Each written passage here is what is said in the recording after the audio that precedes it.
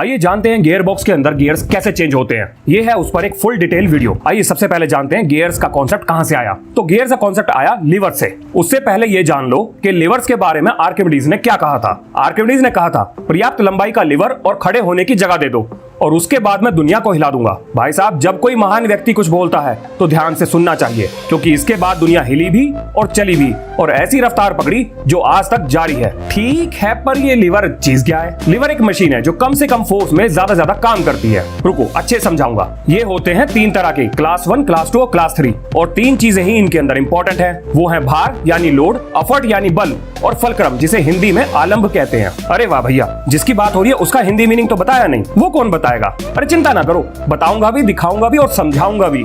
Liver को बोलते हैं उत्तोलक। अब देखते हैं लीवर के कुछ उदाहरण और जानते हैं क्यों है ये इतना खास। ये कैन ओपनर एक लीवर है, ये झूला भी एक लीवर है, आपकी कार का जैक भी एक लीवर है।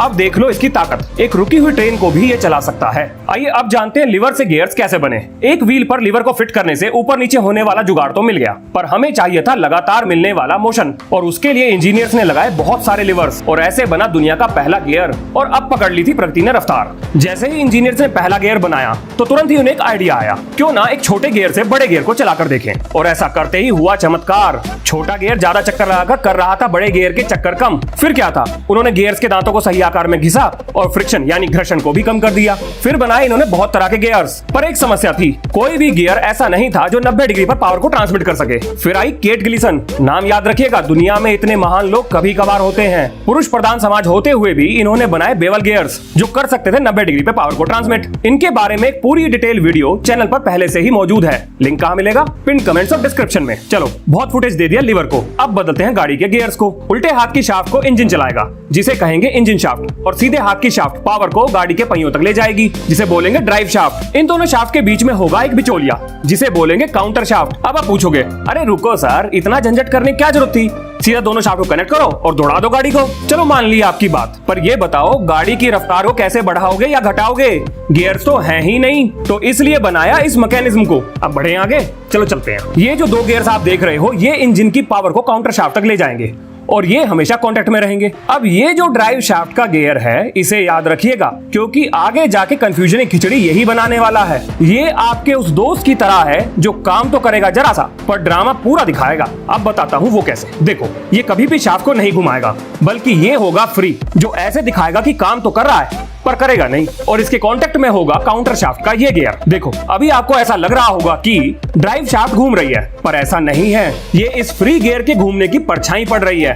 अब समझ में आया क्यों कह रहा था कि ड्रामा करेगा? अब आती है क्लच स्लीव। ये शाफ्ट पर फ्री नहीं घूम सकती, पर आगे पीछे हो सकती है। इसके बाद इस स्लीव पर लगाया जाता है एक बड़ा गियर, और यही है यहाँ का सबसे मेहनती गियर। इंजन स्टार्ट होने पर न्यूट्रल में गाड़ी के गियर्स ऐसे काम करते हैं। किसी भी वाहन को रेस्ट से मोशन में लाने पर सबसे ज्यादा ऊर्जा की जरूरत पड़ती है, तो इस काम के लिए काउंटर शाफ्ट पे लगा ये छोटा गियर क्लच स्लीव के बड़े गियर को घुमाएगा, जो रेस्ट से मोशन में लाने के लिए जरूरी ताकत तो देगा, पर फर्राटेदार रफ्तार नहीं। इसे आप देख भी सकते हो, इंजन इस समय 90 रेवोल्यूशन पर मिनट से घूम रहा है, पर गाड़ी के पहिए 30 रेवोल्यूशन पर मिनट से घूम रहे हैं। और ऐसा हुआ है एक छोटे गियर की मदद से बड़े गियर को घुमाने की वजह से। यहाँ पर ध्यान देने वाली बात यह है कि भले ही छोटे गियर से बड़े गियर को घुमाने में रफ्तार कम मिले, लेकिन रुके हुए वाहन को चलाने के लिए पर्याप्त ताकत मिल जाएगी। लो चल पड़ी अपनी गाड़ी। चलो अब बढ़ाते हैं इसकी रफ्तार को। उसके लिए क्लच स्लीव को पीछे धकेला जाएगा इस गियर के अंदर, और अब मिलेगी हमें रफ्तार। वेट, आपने तो कहा था कि ये फ्री है, तो अब ये कैसे घुमा रहा है ड्राइव शाफ्ट को? हाँ, ये हुआ ना काम का सवाल।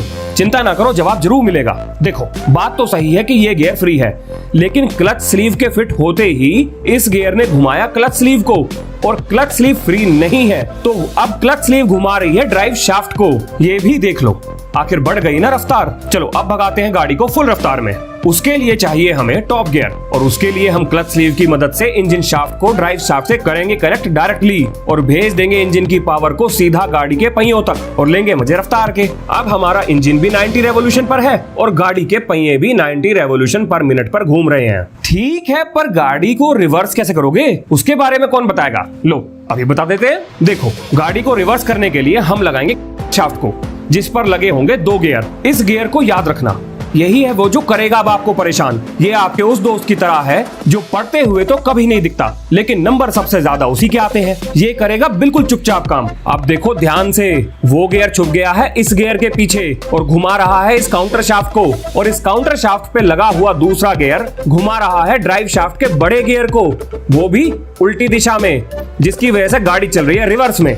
और ये जो दो गियर आप देख रहे हो, ये कर रहे हैं ड्रामा। काम करने का काम नहीं कर रहे हैं, पर सिर्फ लग रहा है ऐसा कि काम कर रहे हैं। अब चलते हैं अगली समस्या पर, और वो क्या थी? इन गियर्स को चेंज कैसे करें। ये तो था एक मॉडल, पर चलती हुई गाड़ी में इन्हें कैसे बदलें? तो उसके लिए हमने इस्तेमाल किया गियर शिफ्ट लीवर को। देख रहे हो लीवर की ताकत, इसीलिए कहता हूँ आर्किमिडीज को महान मैं। अब हमने गियर्स तो बदल दिए, लेकिन करते थे वो बहुत शोर, और अगर हो जाए गड़बड़ तो टूट भी जाते थे। और इसका कारण था सभी गियर्स का अलग अलग रफ्तार पे घूमना। तो समस्या खड़ी हो चुकी थी, अब थी समाधान की बारी। अब अपने को चाहिए था एक ऐसा जुगाड़ जो इस परेशानी से इंजीनियर्स को निकाल दे। चलो उदाहरण से समझते हैं। ये है एक कॉर्क, और अगर इसे बोतल के मुंह पर घुमाया जाए तो ये धीरे धीरे घूमते हुए टाइट हो जाएगी, और लास्ट में बोतल को भी अपने साथ लेकर घूमने लगेगी। यकीन मानिए, इंजीनियरिंग की इतनी बड़ी बड़ी समस्याओं का समाधान इतनी ही छोटी छोटी चीजों से आया है। अब हमने उस कॉर्क की शेप में धातु के एक टुकड़े को बना लिया, जो गियर्स को बदलने से पहले एक समान रफ्तार पे लेके आएगा और बाद में बदल देगा गियर्स को।